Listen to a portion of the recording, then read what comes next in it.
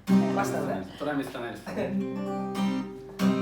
Süygün kızım koşunam mele, İki güçe bölünüp durcu, Günü kırgıy joluga telek, Kaş kirpigin tөгülüp durcu.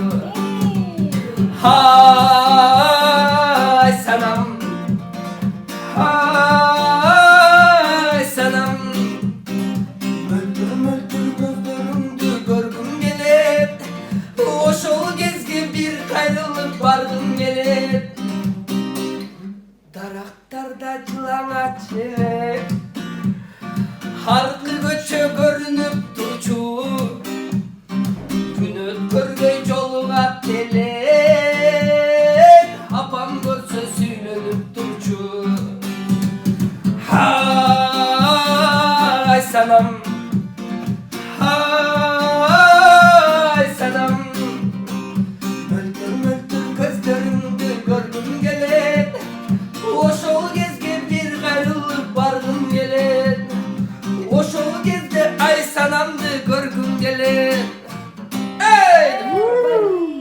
Bekcan Temirkan'dın жаңы чыгармасы. Çok gıcık